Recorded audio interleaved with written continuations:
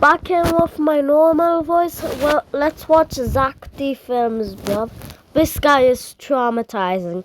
That's why I wanted to watch this. They built a giant metal frame and covered it with a thick Seems rubber interesting. skin before sticking in hoses filled with pressurized air to make it move around. And after connecting it to a crane, the shark could swim underwater and even pop out from the waves. But they only tested it in fresh water. So when the shark was put into the sea, the salt water rusted over the electrical parts. It stopped moving and then sank. So instead, the director shot several scenes from the shark's point of view, which meant he barely had to show it at all, and what you imagined in the water ended up being far scarier than any rubber prop could ever be. They built a giant that was metal dramatic. frame, and the blind man climbs the tree while listening to directions from his armless friend below. He cuts out small shoots to replant before the armless man tucks a shovel between his cheek and shoulder, using his feet to push it into the soil and dig holes. How does he do The blind that? man places the shoot inside the holes, and his friend gathers water from the river with a bucket and his feet. For 13 years, they've been doing it this way every day, in the hopes of restoring their village. And even though their work has been destroyed by drought and then floods, they still haven't stopped planting. The blind man climbs the tree while listening to directions.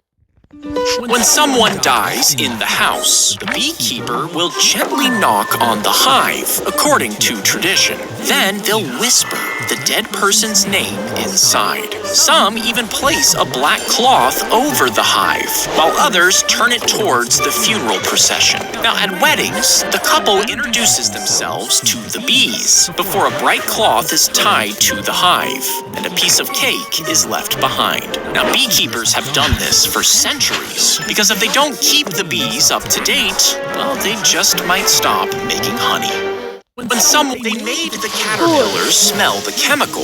Then tiny electric shocks shot through its body. That's To traumatizing. avoid that smell. And when the caterpillar was ready to transform, it dug into the earth and shed its skin one final time. Next, its own cells began breaking it down from the inside. Its muscles and organs were recycled.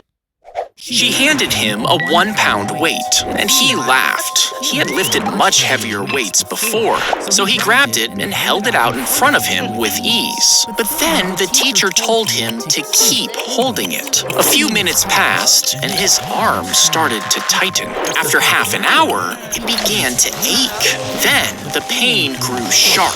By the end of the period, his arm was shaking. He could barely keep it up. Now, the weight never changed. It was still just 1 pound, but the longer he carried it, the heavier it felt. And that's when the teacher explained. Thinking about a problem for a moment is manageable, but if you carry that stress all day, the toddler wandered away from his home, and search teams combed the desert for him. Nearly 7 miles away, the boy walked until dark and curled up under a tree, all alone. But a ranch dog was patrolling for coyotes nearby when he found the boy. And instead of returning home, the dog stayed beside him all night, guarding him from coyotes until morning. Then the dog led the boy to the ranch, and the boy was finally reunited with his family.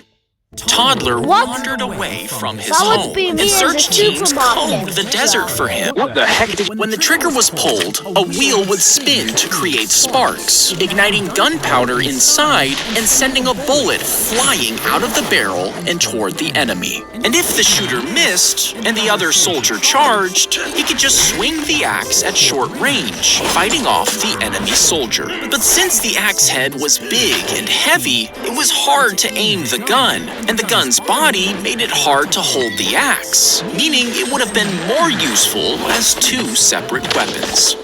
When the trigger was pulled, he placed hot milk into the freezer Why is it next to this guy? another cup of milk that was at room temperature. And for some reason, the hot milk froze faster than the room temperature milk. And even though he researched it, the boy couldn't figure out why. Some scientists think it's because ice needs something to catch onto as it freezes, meaning in a perfectly smooth container, cold water can get stuck in a liquid state, even when the temperature is below freezing. But since the hot water has bubbles to start the freezing process, it freezes like normal. But since no one has ever proven a theory, we still don't have an answer. I'm gonna watch one more short and then I'm gonna end this video. Cycle accident. The maggot is pulled out of the body and Now this measured one's to figure out traumatizing. its age. Then scientists calculate the time it took to grow that big, plus how long it takes for an egg to hatch. Then they add the time it takes a dead body to start attracting flies, working backwards to guess the time of death. But if they find an insect that doesn't belong where the person was found, it could mean they were murdered somewhere else, and the insect entered the corpse before the killer moved the body. Maggot is pulled out of the body and measured to figure Okay, bye.